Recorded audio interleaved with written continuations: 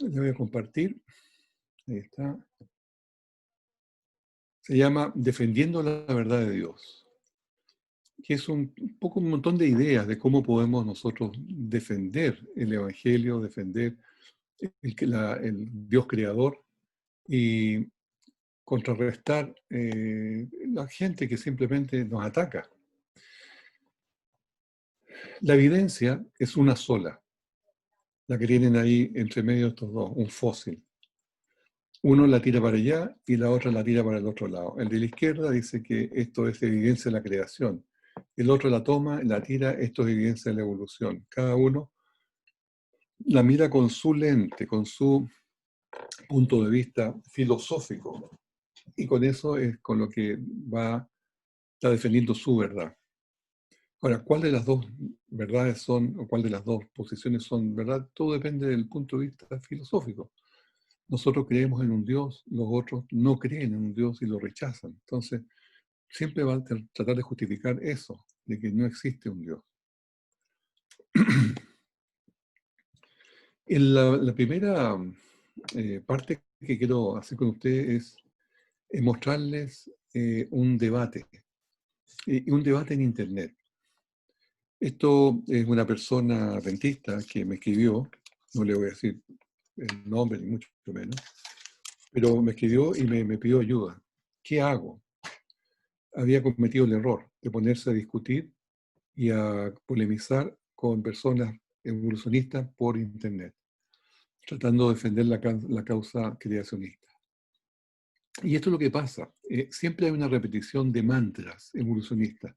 Los evolucionistas tienen frases hechas, slogan, que comienzan a tirar, ¿ya? Y eso tiene que ver con que la religión, la creación es religión, que la ciencia ya probó las cosas, y comienzan a sumar una serie de cosas que uno dice, pero eso no es verdad. Pero ahí están, siempre la están poniendo. Y una técnica muy usada también es rebajar al oponente. O sea, un ataque que se llama, en términos más académicos, ad hominem, haciendo el ataque al hombre, no al argumento, no a lo que el otro piensa, no al peso de sus argumentos, sino que al hombre. Eres feo, eres tonto, no sabes lo que estás haciendo.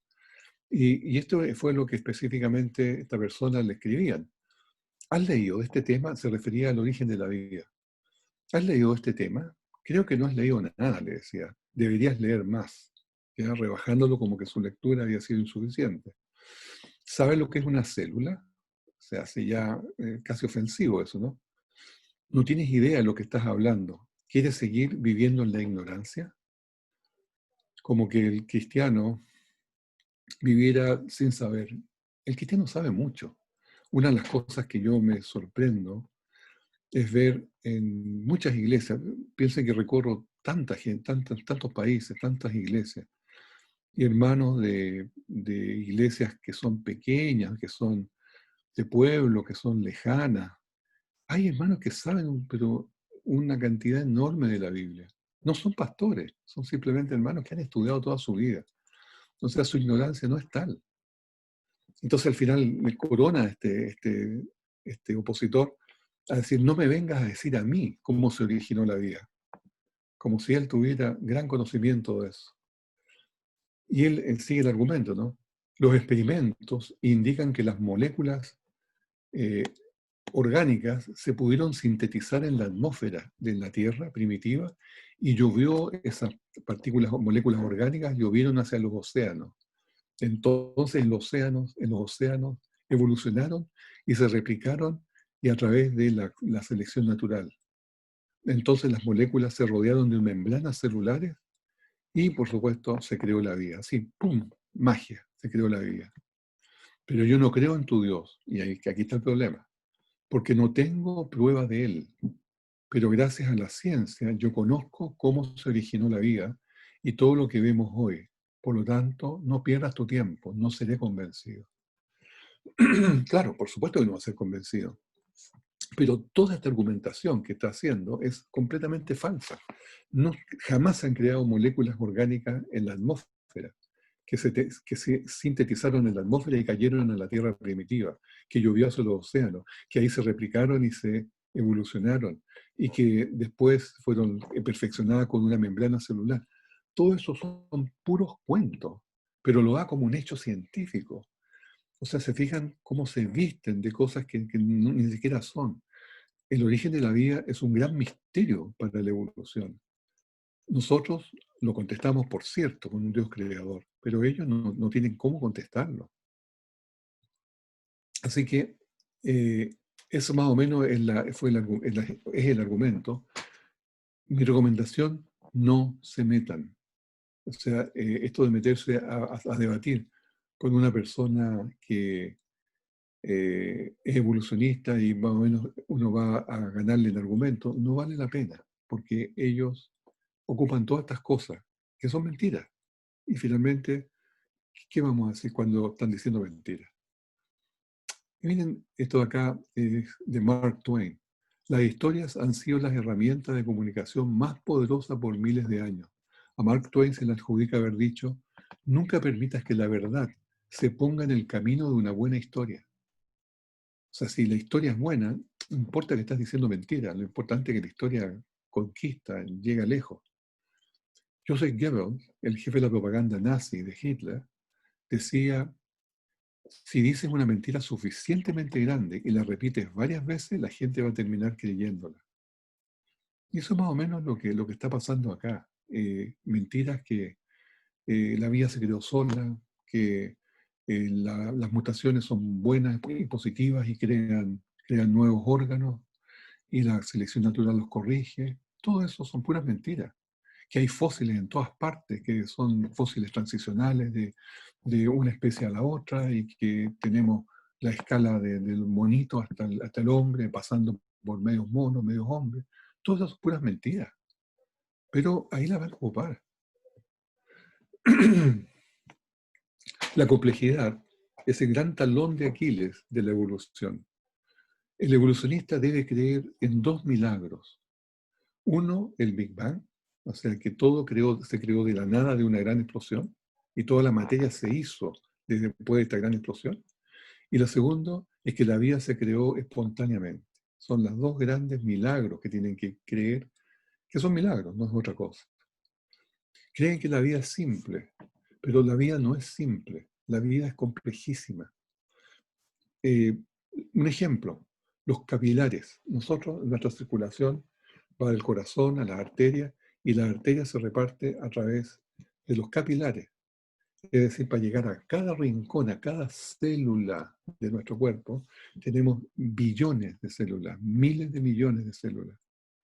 Para llegar a todas esas células necesitamos 100.000 kilómetros de venas y capilares. 100.000 kilómetros. O sea, daría con esa distancia, damos casi 3 vueltas por el Ecuador a la Tierra. Eso es lo que tenemos nosotros, cada ser humano, en capilares. Es decir, es de una inmensa complejidad, porque hay que llegar a cada célula con la alimentación de sangre. El ADN, para replicarse, necesita micromaquinarias para fabricar proteínas. También necesita un sistema de corrección, de reparación para que la proteja. Pero la información para leer y replicar estas codificaciones están codificadas en el mismo ADN. Esto se lo he hecho 2 o 3 veces ya. Que es una paradoja, que sin un creador no se puede explicar nada. Y el ejemplo mejor es la caja de seguridad. Yo tengo la caja de seguridad que está cerrada, está bloqueada.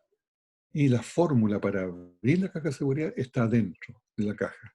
¿Cómo lo hago? ¿Cómo puedo sacar esa fórmula para poder abrir la caja y seguir un proceso? No puedo. Entonces, ¿qué es lo que tiene que pasar? Tienen que estar todas estas micromaquinarias formadas de antes y empezar su trabajo ya maduro, hecho. Y así se puede seguir el ciclo. La información, por lo tanto, tiene que venir de una mente inteligente y la evolución no admite inteligencia, por lo que la información viene a ser el clavo que sella el ataúd de la evolución. La información, acuérdense, la complejidad, la información, todo eso que es inteligencia no lo tiene y le falta, y le va a faltar siempre. Richard Dawkins, ya se lo he presentado varias veces, escribió un libro que se llama El relojero ciego. Y este libro muestra un principio que ahora voy a relatarles. Él dice en el libro que eh, el ojo humano está estúpidamente armado al revés y que a ningún diseñador decente haría tal cosa como lo armó este ojo humano, este supuesto diseñador que es Dios, por supuesto. Esto es exactamente lo que sucede en toda la retina de los vertebrados. Todos los vertebrados tenemos la misma forma de armado del ojo.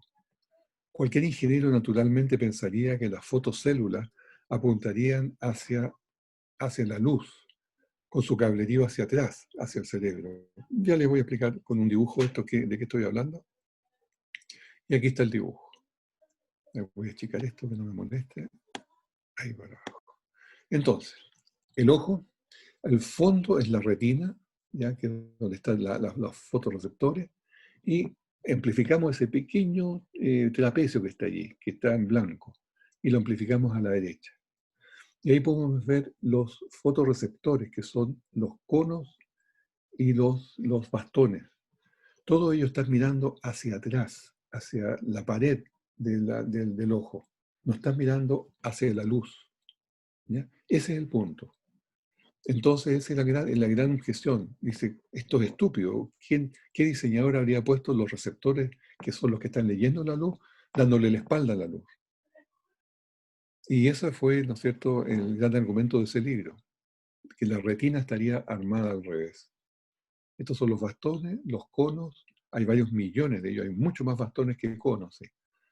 ¿Sí? Y los bastones pueden ver en blanco y negro y de noche con movimientos gruesos, y los conos ven muy poco de noche, pero permiten ver los colores. Entonces, Dawkins dice que un diseñador no diseñaría algo así.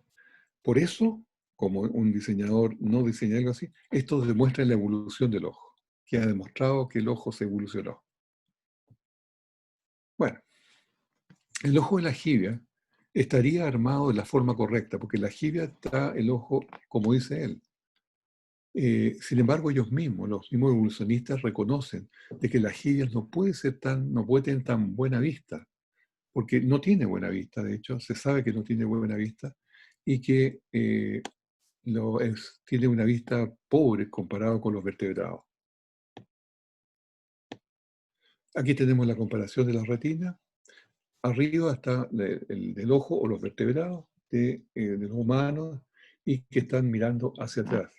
Y aquí está abajo está el de los cefalópodos, que está mirando esos receptores hacia adelante.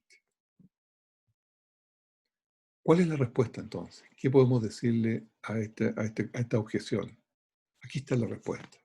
Se descubrió que existen en la superficie de la retina fibras ópticas en el ojo humano que demuelen el argumento de mal diseño. Estas fibras ópticas se llaman las células gliales de Miller, que actúan simplemente tomando la luz en la superficie de la retina y llevándolas al fondo, como ven allí en el dibujo, hasta hasta los receptores para que podamos ver. Así transportan la luz por ese espacio y cumplen con la función de la luz que te está llegando. Más todavía. A ver, aquí seguimos. Este es un diseño superior, en realidad. ¿Por qué? Y hay varias razones por las cuales fue diseñado así. Que el coroide estuviese delante de la retina, o sea, si el coroide es donde lleva la sangre. Si estuviese delante de la retina, simplemente haría que viésemos nosotros opaco, porque estaría siempre con sangre allí que nos está tapando, y se vería como que tuviésemos una hemorragia. Después, al no haber contacto con los fotorreceptores, de los fotorreceptores con el RPE, que se llama el epitelio pigmentoso retinal, significaría que cuando hay un flash de luz, una luz muy fuerte, los ojos tomarían meses en poderse recuperar. O sea, están, en otras palabras, cuando están mirando para abajo, están protegidos. Lo dice el oftalmólogo Joseph Calvin.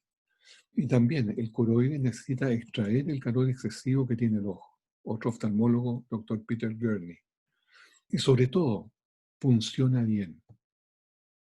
Y el ojo del águila es, como decía, creo que ayer contesté una pregunta o anteayer, de esto. El ojo del águila es una perfecta respuesta. También tiene el ojo armado de la misma manera.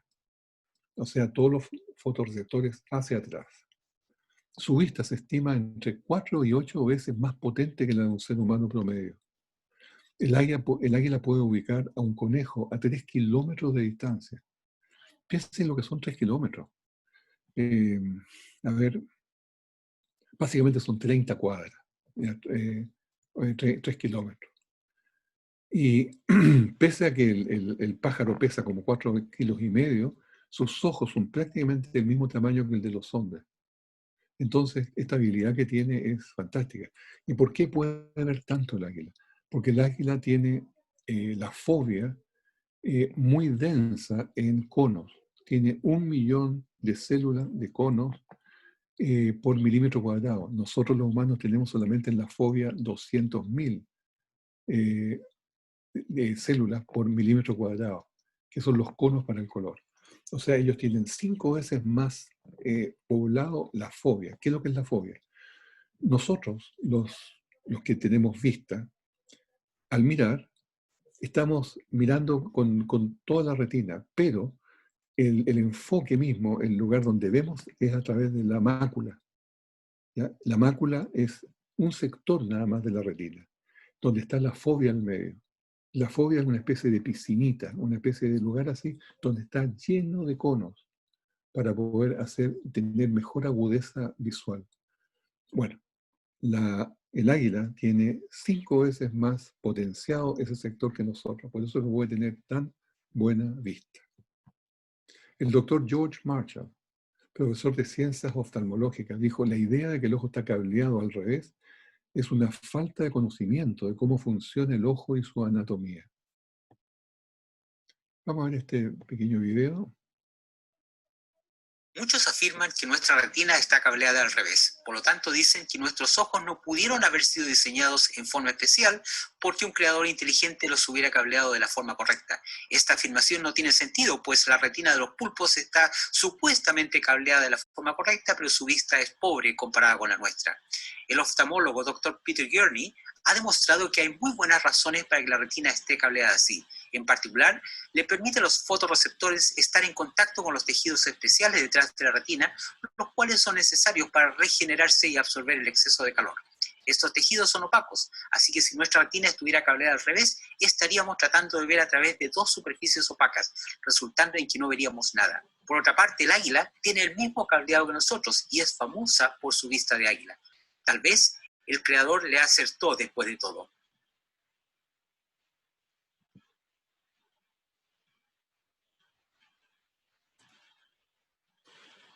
Les muestro otra cosa del ojo cuando se está formando. En la etapa de formación del ojo, ahí tenemos en la parte de arriba, cuando el ojo en el bebé se está formando, cómo se organiza dentro del ojo mismo un andamio que está ya en la parte de abajo. Todas esas cosas negras que se ve allí es justamente un andamio que es necesario para sostener temporalmente el cristalino mientras se está formando. Una vez que ya está formado y amarrado, ahí simplemente se disuelve y el andamio se desarma y se absorbe. Díganme ustedes, esto a propósito del ojo, ¿qué cosa más maravillosa? Voy a tratar principalmente hoy día sobre un debate que hubo el año 2014 entre Bill Nye y Ken Ham. Bill Nye se llamaba el hombre ciencia en Estados Unidos, ateo, evolucionista, naturalista. A la derecha, Ken Ham, del presidente de Respuestas en el Génesis, cristiano, por cierto, y un hombre de grandes iniciativas que ha hecho mucho por el creacionismo. Pero ante el debate miren cuáles fueron las reacciones. Richard Dawkins, el que siempre va contra el Señor y la creación, dijo: debatir en el propio terreno de Ham es un error, porque iban a debatir en el mismo museo de creación. Y es y como es siempre un error dar a estos locos el oxígeno de la publicidad y la respetabilidad de ser vistos en la misma plataforma con un científico de verdad. ¿Qué tal la declaración? Por lo menos, a lo menos arrogante. Y se hizo una gran publicidad en los diarios de Estados Unidos. En el Chicago Sun-Times, dice: Bill Nye pierde su tiempo debatiendo creacionistas. La Universidad de Chicago, un profesor Jerry Coyne dijo: no le demos a la creación ninguna exhibición. Y por último, él no debería debatir a los creacionistas. Al hacerlo les da credibilidad por el simple hecho de aparecer con ellos en la misma plataforma. Por lo tanto, la táctica es no debatir de la evolución. ¿Por qué? Porque en Estados Unidos hay un gran apetito realmente por abrir la discusión. ¿Qué discusión? De que la mayoría de los americanos piensa, que el 80%, piensa de que debería presentarse a los estudiantes ambas opciones, la evidencia científica de la creación y la evidencia científica de la evolución. Y, por supuesto, el que elija, el que tenga una predilección por una u otra, que la tenga. Pero aquí está absolutamente cerrada la posibilidad de enseñar creación, solo evolución. Y eso es en los colegios públicos, si me estoy hablando. El colegio cristiano es otro tema, pero en los colegios públicos es así, la mayoría son colegios públicos, claro. Entonces, Bill Nye decía que su gran preocupación es que se estuviera educando un grupo de hijos de cristianos que no iban a creer en la radioactividad, que no iban a creer en la geología de los tiempos profundos, o sea, que no iban a tener todas estas pocos que iban a ser tontos, ¿ah? Que iban a ser tan eh, anulados mentales, que no iban a ser capaces de entender la ciencia. Ese es más o menos al nivel que lo quiere llevar. Y déjeme aclararle que existen dos ciencias. Una ciencia es la operacional, la experimental, la verdadera ciencia, la cual hace los aviones, los sistemas de comunicación, los teléfonos, los computadores, hace todas estas cosas que son tecnológicas. Esa ciencia es experimental. Eso ahí nadie tiene duda de que se repite y puede medirse y está allí. Pero hay otra ciencia que se llama histórica o la ciencia forense. Y esa ciencia es de opinión. Tiene que estar el prejuicio personal adelante. Porque, por ejemplo, esta persona está mirando un fósil y él está viendo un pez saliendo del agua por la playa, que se le formaron, las aletas se transformaron en patas y salió caminando. Eso es lo que piensa él. Pero yo cuando veo ese fósil, yo lo único que pienso es un diluvio. Se fijan, son dos puntos de vista y tiene que ver todo con una presuposición. No le quiero llamar prejuicio, pero llamémosle, son preconceptos que cada uno tiene en forma personal. Eh, Ahora les voy a mostrar un video que habla sobre científicos, sobre personas que defienden las cosas de Dios y son científicos del más alto nivel. El doctor Stuart Burgess, profesor de Ingeniería y Diseño en la Universidad de Bristol, Inglaterra. Él inventó y diseñó un sistema de engranaje de tornillo de doble acción para las 3 bisagras del brazo robótico de un satélite muy caro. De no haber funcionado, el satélite habría sido una pérdida. El Dr. Burgess es un creacionista bíblico y cree como yo creo. Ahora, piensa en esto por un momento. Un científico como el Dr. Burgess, que cree que el creacionismo bíblico es una minoría dentro de la comunidad científica. Pero veamos qué dice respecto a científicos que creen en una creación. He encontrado a muchos de mis colegas en el medio académico que son simpatizantes con el punto de vista creacionista. Incluso los biólogos, sin embargo, normalmente se asustan por las críticas que reciben de la prensa y del mundo ateo. Estoy de acuerdo, es un verdadero problema. Necesitamos tener libertad para hablar de estos temas. Soy el Dr. Henry Feiwich, doctorado en microbiología de la Universidad de Oklahoma. Enseño en la universidad y hago investigación de Escherichia coli del intestino. Publico en revistas seculares de la Sociedad Americana de Microbiología, que incluye inmunidad, infecciones, microbiología del ambiente y muchos otros. Mi trabajo fue citado en la revista Nature del año pasado, también en la revista Science, sección Medicina. publicado por la Librería de Ciencias Públicas y Genética, soy citado regularmente en estas revistas. Y aun cuando se me enseñó sobre evolución, yo no acepto esta posición. Yo hago mi investigación solo desde el punto de vista de creación. Y cuando vemos la evidencia, la gente dice que el Escherichia coli supuestamente evolucionando por 30 años, que son 30.000 generaciones en el laboratorio. La gente dice ahora que es capaz de desarrollarse en citratos. No digo que crezcan en citratos, pero esta no es nueva información. La información ya estaba allí. Es solo un switch que está conectado o desconectado. Y es eso lo que informa. En resumen, nada nuevo. Otro científico bíblico creacionista.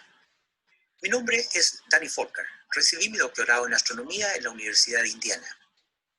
Por 26 años y medio fui profesor en la Universidad de Carolina del Sur, en Lancaster, donde tuve el título de profesor distinguido emérito.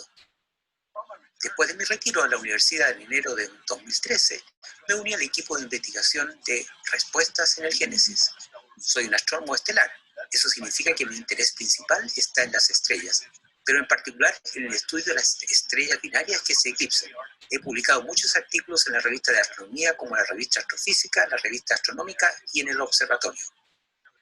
No hay nada en la observación astronómica que contradiga una creación reciente. Miren qué interesante esa aclaración. No hay nada en la observación astronómica que contradiga una creación reciente. Qué interesante es. El siguiente tema que trató, o que vamos a comentar sobre esto, tiene que ver con el Arca de Noé. Y el mismo Bill Nye va a hacer su argumentación. Noé y su familia fueron capaces de construir un buque de madera que cobijaría a 14.000 individuos.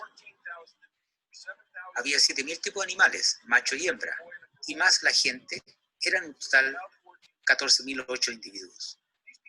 Estas personas no eran capacitadas para construir buques, nunca habían construido un buque de madera. Además, tenían que poner todos estos animales a bordo y tenían que alimentarlos. Y entiendo que el señor Ham tiene una explicación para esto que encuentro extraordinaria, pero estas son las condiciones de la prueba. Podemos entonces hacer una prueba científica. A inicios de 1900 se construyó un buque de madera muy grande, el Wyoming. Era un velero de 6 mástiles, el más grande jamás construido. Tenía un motor para mover los winches para cables. Pero este buque tenía una gran dificultad. No era tan grande como el Titanic, pero era muy largo. Se doblaba en el mar.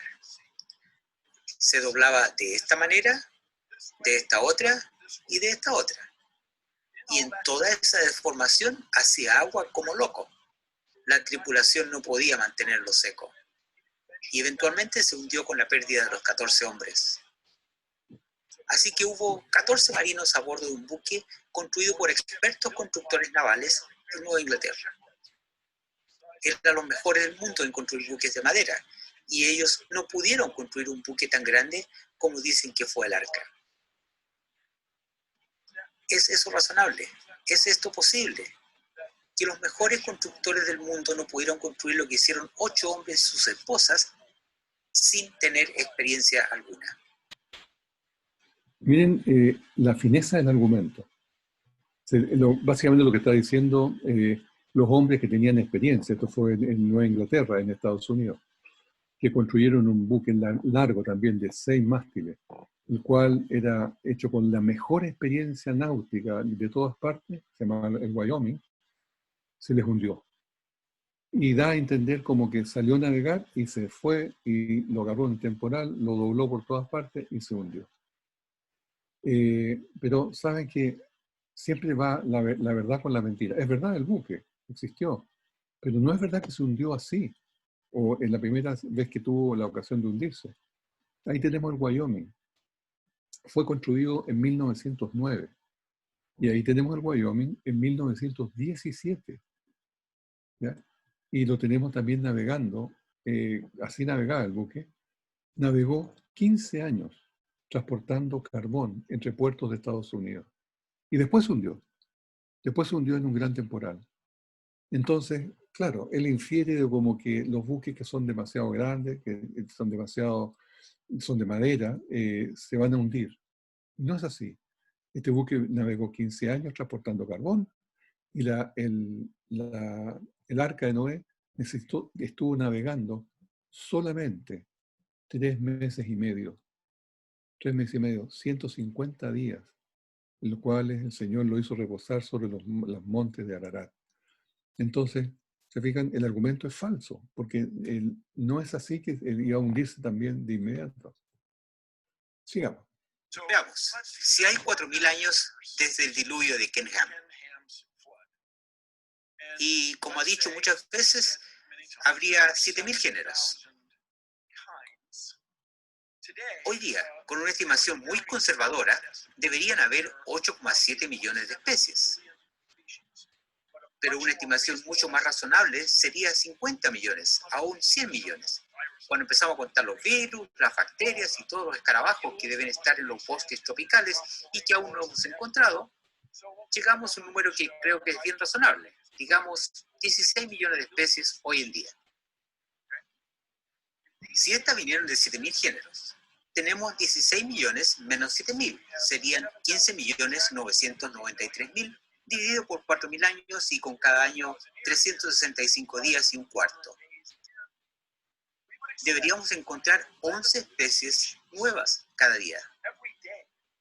Así que tú sales a tu patio y no solo encuentras un pájaro diferente, un nuevo pájaro, sino que un nuevo género de pájaro, una nueva especie de pájaro, cada día, una nueva especie de pescado, una nueva especie de organismo que no podemos ver. Estos serían tremendas noticias por los últimos 4.000 años. La gente habría visto estos cambios entre nosotros. Así que imagino en el diario una columna al lado del tiempo que muestra la lista de nuevas especies. Son 11 cada día, pero no hay evidencia de esto.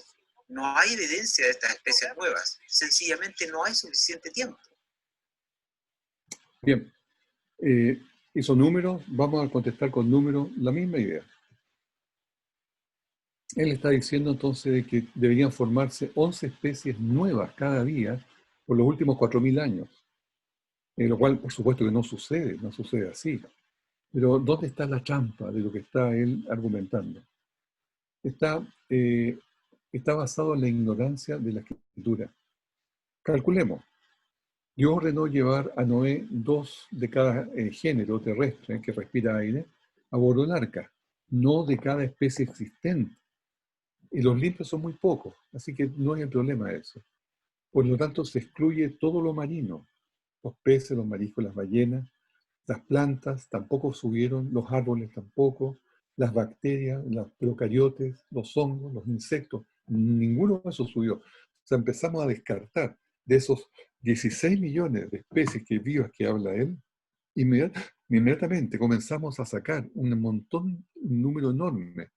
Es decir, él cuando está hablando de 16 millones, está hablando de modelos matemáticos, porque no es que se sepa ni se haya descubierto, son proyecciones matemáticas.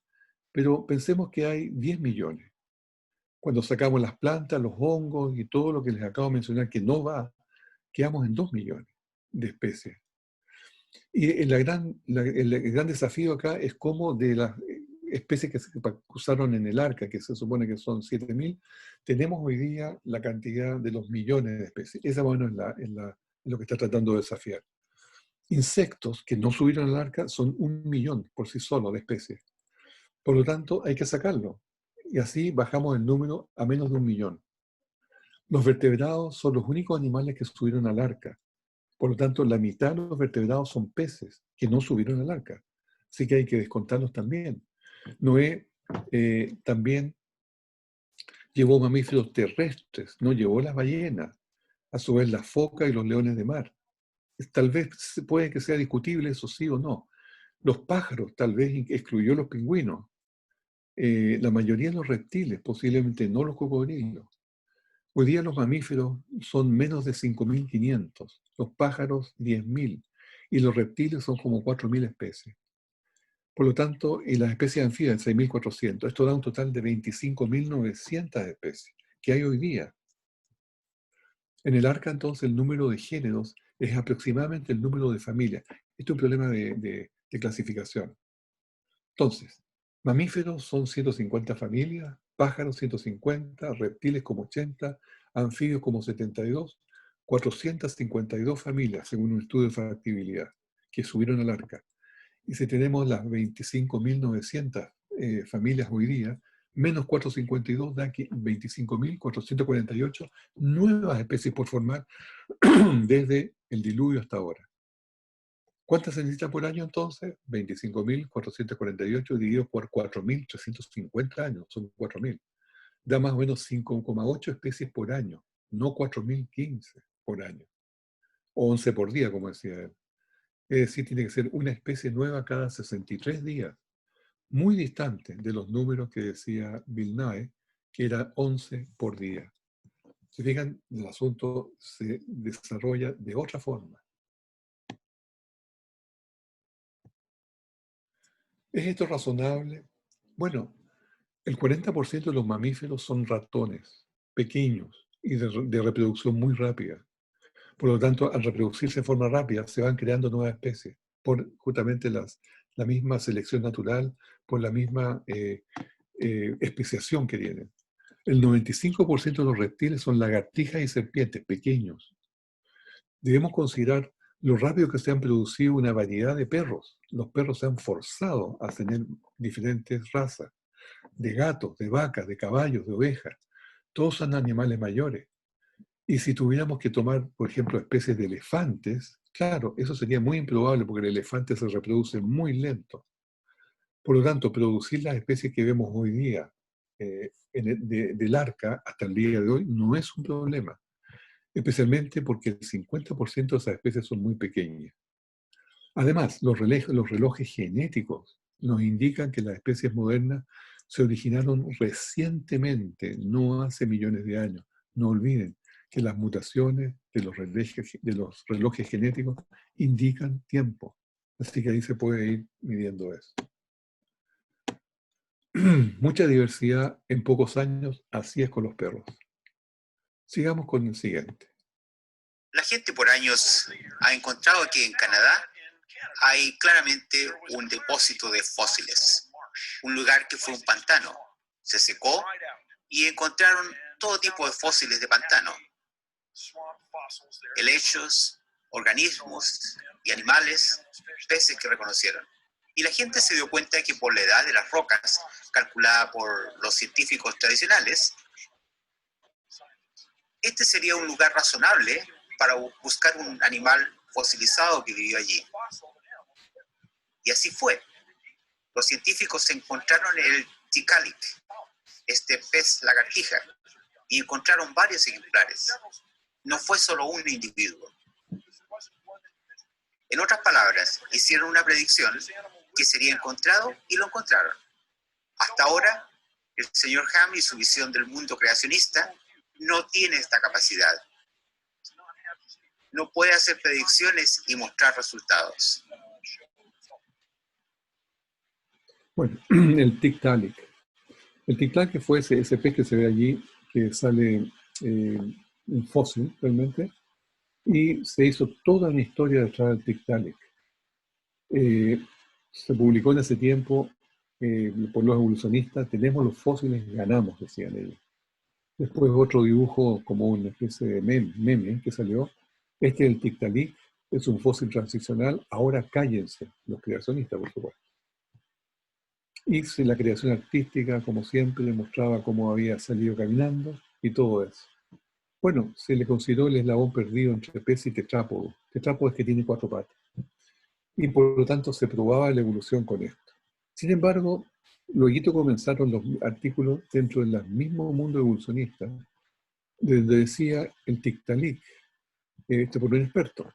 El Tiktaalik es un pez que tiene pequeñas aletas pélvicas. Tiene buen desarrollados los arcos branquiales, sugiriendo que permaneció siendo acuático, o sea, siguió siendo un pez. Ahora, otro decía, se han encontrado millones de peces fosilizados y también anfibios fosilizados, pero nunca un ejemplar intermediario. Un pez con aleta pasando a ser un anfibio con patas. Y la aleta, otro decía que la aleta del Tiktaalik, las aletas, no están conectadas al esqueleto principal, a la columna.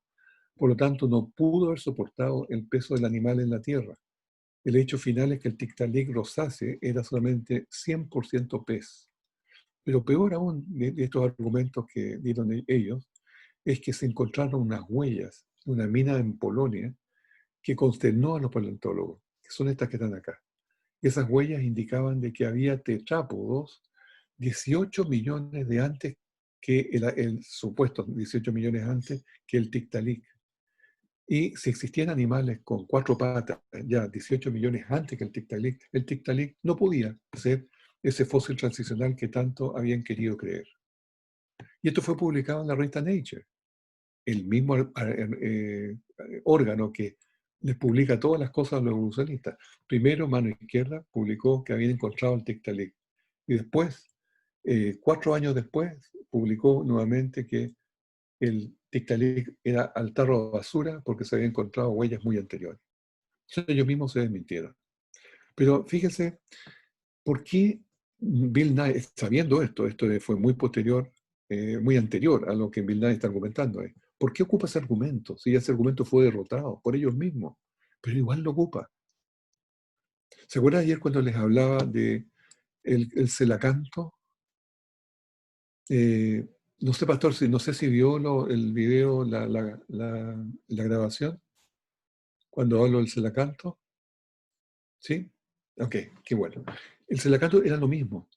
Ahí está el celacanto, se encontró el celacanto vivo, se encontró el celacanto nadando de espalda, de cabeza, pero jamás caminando, cero evolución, y todavía están los museos como que nuestro antepasado tetrápodo.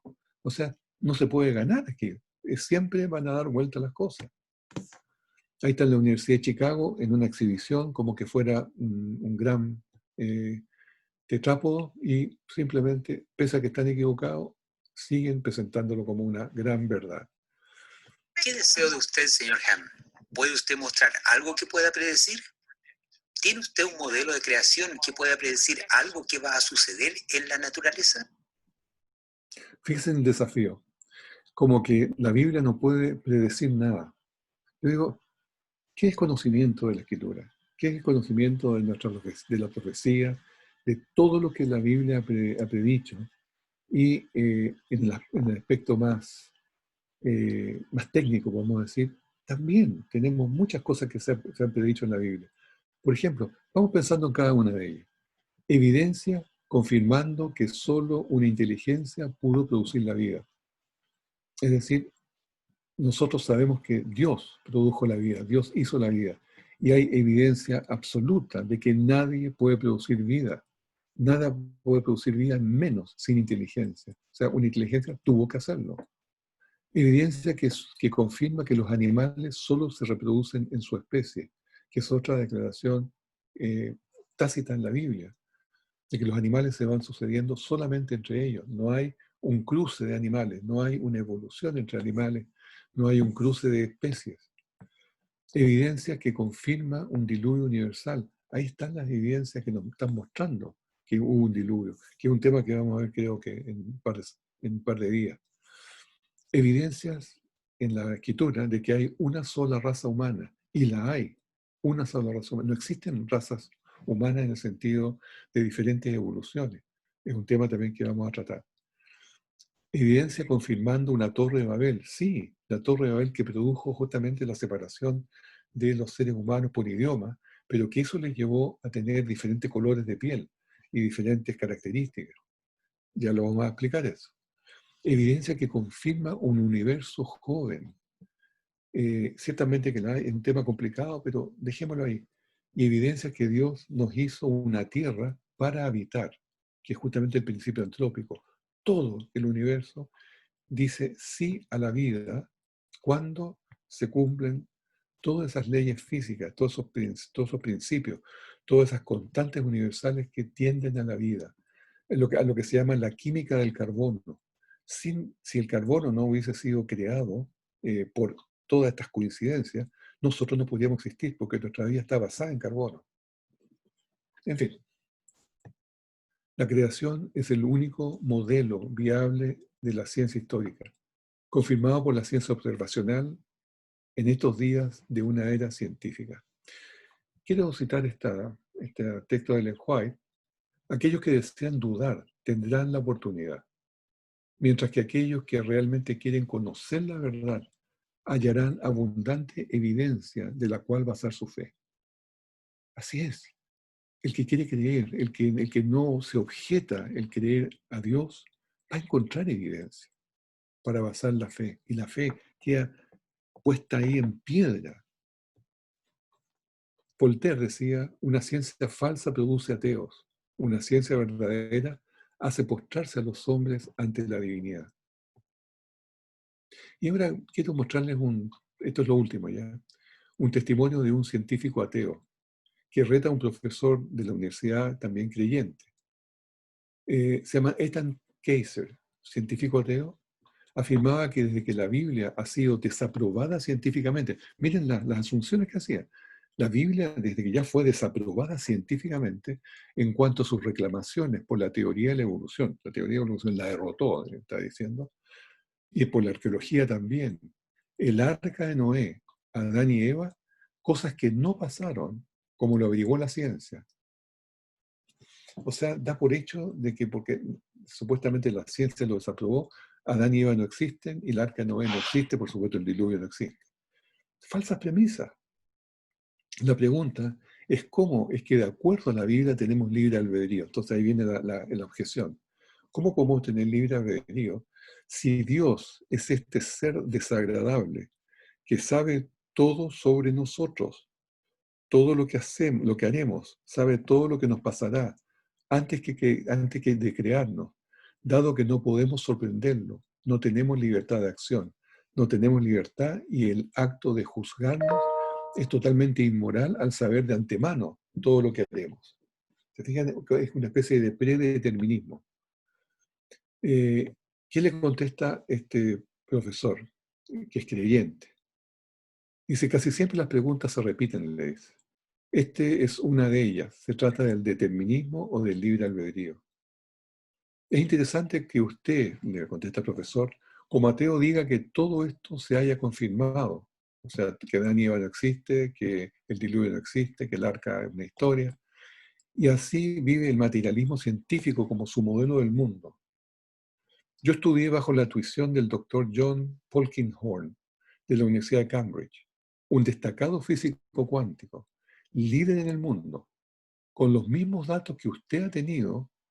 Cómo un hombre de tan alta calidad intelectual llegó a las conclusiones exactamente opuestas a las que usted arribó. ¿Se fijan? O sea, aquí está haciendo simplemente una comparación muy odiosa. Este otro profesor pensó de que toda su calidad intelectual le había llevado a la conclusión de que Dios era todo un fraude, y lo acusa bastante con esto de ser determinista y de no respetar el libre albedrío, sino que sobrepasar a todo el mundo. Pero ahora dice que este profesor llegó a conclusiones exactamente opuestas a las que usted arribó. Para el doctor Polkinghorne, con esa capacidad intelectual sería totalmente estúpido el llegar a esas conclusiones, o tenía la información mala. Así le concluye. No tengan jamás vergüenza de creer lo que el Señor nos ha mostrado en la Escritura y lo que el Señor nos ha mostrado en la naturaleza para que nosotros tengamos evidencia. Esa es una de las formas como lo hace la evolución, el demonio en el fondo. Hacernos como avergonzarnos de que no, que yo no sé mucho, que aquí, que allá. No, hermano, no. Nosotros tenemos suficiente conocimiento y con que tomemos algunas ideas ya tenemos suficiente para podernos defender. Pero nunca entren en discusiones con esta gente. No vale la pena. Este otro señor que se llama David Berlinski, que es uno de los líderes mundiales en física, es un físico él. Pero él es agnóstico. Agnóstico no significa ateo. Agnóstico significa que no está seguro, digamos, sí. Casi es un ateo, pero responde en un libro de Richard Dawkins. Richard Dawkins escribió un libro que se llama El debilitamiento de Dios. Y él escribió otro, El debilitamiento del diablo, le llama. Y esto es lo que dice. ¿Alguien ha dado pruebas de la inexistencia de Dios? Ni siquiera cerca, dice él. ¿Ha explicado la cosmología cuántica, la existencia del universo? Ni siquiera cerca. ¿Han explicado los científicos por qué el universo está ajustado finamente para permitir la vida? Ni siquiera cerca. ¿Están los físicos y los biólogos dispuestos a creer en algo en la medida que no sea un pensamiento religioso? Estamos cerca, sí. Están empezando a darse cuenta que hay valor allí. ¿Ha podido el racionalismo y la teoría de la moralidad darnos una respuesta de lo que es correcto, bueno y moral? No lo suficientemente cerca. ¿Ha sido el secularismo del siglo XX una fuerza para el bien? Ni siquiera cerca. El secularismo del siglo XX nos ha llevado fuera de Dios, nos ha llevado fuera de todas las sensibilidades morales que debemos tener. El aborto, mis hermanos, es algo terrible, algo que mueren millones, millones de seres permanentemente, todos los años. Es otro tema, pero es algo que cuando uno lo estudia realmente se siente impactado. Termino con Salmos 92, 5 y 6. Cuán grandes son tus obras, oh Jehová, muy profundos son tus pensamientos.